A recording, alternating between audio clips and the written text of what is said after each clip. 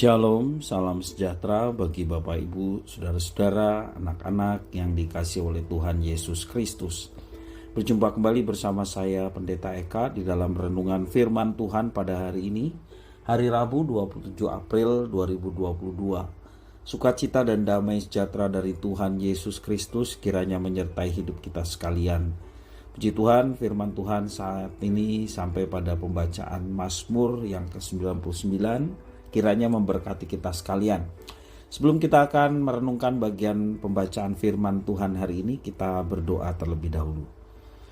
Tuhan Bapa di surga, di dalam Yesus Kristus, kami bersyukur atas berkat dan penyertaan Tuhan yang boleh kami alami dari hari ke hari. Dan kami mau terus dekat dengan Tuhan dan juga melalui firman-Mu yang menerangi jalan hidup kami sehingga kami tidak tersesat. Langkah hidup kami terus belajar menyenangkan hati-Mu melalui kebenaran firman Tuhan yang kami genapi. Terima kasih Bapa, inilah diri kami sedia belajar firman Tuhan. Demi nama Tuhan Yesus kami berdoa. Haleluya. Amin. Mazmur 99. Tuhan itu Raja, maka bangsa-bangsa gemetar. Ia duduk di atas kerub-kerub, maka bumi goyang. Tuhan itu maha besar di Sion, dan ia tinggi mengatasi segala bangsa. Biarlah mereka menyanyikan syukur bagi nama-Mu yang besar dan dahsyat. Kuduslah ia, Raja yang kuat, yang mencintai hukum. Engkaulah yang menegakkan kebenaran, hukum dan keadilan di antara keturunan Yakub. Engkaulah yang melakukannya. Tinggikanlah Tuhan Allah kita, dan sujudlah menyembah kepada tumpuan kakinya. Kuduslah ia. Harun dan Musa di antara imam-imamnya, dan Samuel di antara orang-orang yang menyerukan namanya.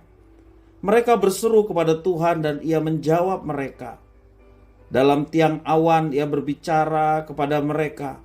Mereka telah berpegang pada peringatan-peringatannya dan ketetapan yang diberikannya kepada mereka. Tuhan Allah kami, Engkau telah menjawab mereka. Engkau Allah yang mengampuni bagi mereka, tetapi yang membalas perbuatan-perbuatan mereka. Tinggikanlah Tuhan Allah kita, dan sujudlah menyembah di hadapan gunungnya yang kudus, sebab kuduslah Tuhan Allah kita. Bapak Ibu, saudara-saudara yang dikasihi oleh Tuhan Yesus Kristus, memahami siapa yang kita sembah adalah sangat penting.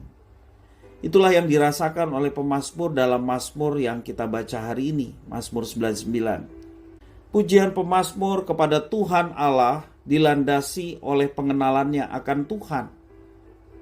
Pemazmur menyebut sifat-sifat Tuhan sebagai Raja. Dikatakan Allah yang kudus, namanya besar dan dahsyat. Ia adalah Raja yang kuat dan mencintai hukum. Ia menjawab seruan umatnya. Ia mengampuni dan membalas perbuatan umatnya. Semua sifat Allah yang sempurna mendorong pemazmur untuk mengajak umat Israel dalam meninggikan namanya dan sujud menyembah kepadanya. Pada akhirnya semua seruan pemazmur bermuara pada Allah sebagai Allah yang maha kudus. Sifat Allah yang kudus beberapa kali diulang oleh pemazmur dalam mazmurnya ini. Dalam Mazmur 99 pun ditutup dengan penyataan Allah yang kudus.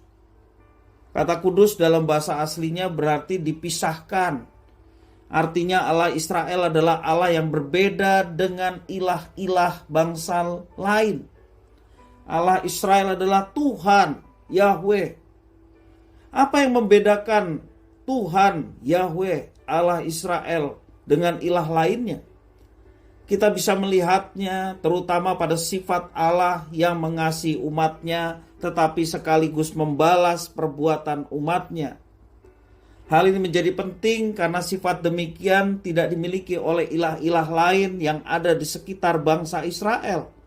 Sifat Allah yang kudus ditekankan oleh pemazmur yang hendak mengajak umat untuk memiliki sifat yang sama seperti Tuhan Allah yang telah memilih mereka menjadi umatnya. Pemazmur hendak menekankan identitas umat Tuhan sebagai umat yang kudus. Dengan demikian umat Tuhan seharusnya memiliki kualitas yang berbeda dengan bangsa-bangsa yang ada di sekitar mereka, yakni mereka juga memiliki sifat yang kudus. Sebagai umat Allah, kita umat Allah yang baru diajak juga untuk mengenal Tuhan Allah kita yang kita sembah. Pengenalan kita akan Tuhan akan memperkuat iman dan menolong kita untuk hidup sebagaimana sifat yang dikehendaki oleh Tuhan. Dia adalah Tuhan Allah yang kudus. Kita pun memiliki kewajiban untuk hidup di dalam kekudusan. Dia kudus dan bersekutu dengan kita. Kewajiban kita adalah menjaga hidup dalam kekudusan.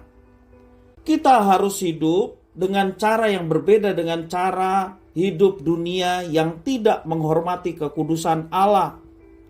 Dan marilah kita mengenal pribadi Tuhan Allah dan lebih dekat kepadanya melalui firman Tuhan yang senantiasa menjadi makanan kita setiap hari, supaya kita semakin mengerti, semakin mengenal pribadi Allah. Dengan semakin mengenal pribadi Allah, semakin pula kita mengerti apa yang dikehendakinya untuk kita lakukan dan kita kerjakan dalam hidup kita.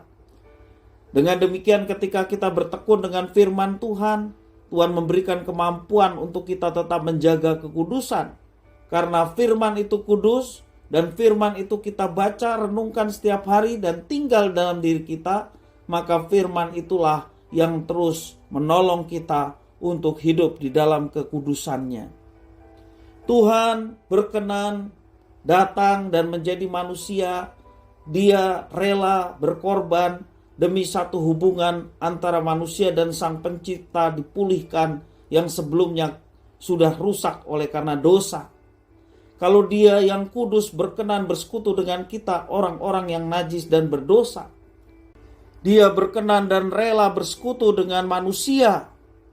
Dia yang kudus, Dia ingin juga orang yang bersekutu dengannya boleh memiliki kehidupan yang kudus.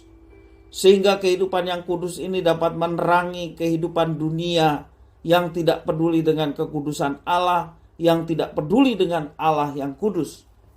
Sehingga kita boleh menjadi berkat bagi dunia ini. Bapak, Ibu, saudara-saudara yang dikasihi oleh Tuhan, mari kita terus menjaga kehidupan yang kudus di hadapan Tuhan. Sehingga ketika kita menjaga itu, kita tetap menerapkan firman Tuhan. Dia yang memampukan untuk kita dapat menjalani kehidupan yang boleh mendatangkan berkat bagi orang lain. Kiranya firman Tuhan ini boleh memberkati kita sekalian. Mari kita berdoa. Tuhan Allah Bapa di surga, terima kasih atas firman Tuhan. Mampukan kami untuk memiliki hati yang kudus, seperti Engkau adalah Allah yang kudus. Engkau Allah yang mengasihi, namun Engkau juga yang memberikan teguran, memberikan disiplin ketika kami sudah melenceng dari apa yang menjadi ketetapan Tuhan. Terima kasih ya Tuhan, karena kami percaya bahwa bentuk kasih sayang Tuhan dinyatakan dengan berbagai macam cara, termasuk juga pendisiplinan. Biarlah Tuhan tolong kami untuk senantiasa peka terhadap pimpinan dan penyertaan Tuhan, sehingga kami boleh terus menjaga kehidupan yang kudus di hadapan Tuhan, sehingga hidup kami pun boleh memuliakan Tuhan, bahkan boleh menjadi berkat bagi sesama. Terima kasih Bapa, di dalam Yesus Kristus kami sudah berdoa dan bersyukur. Haleluya. Amin.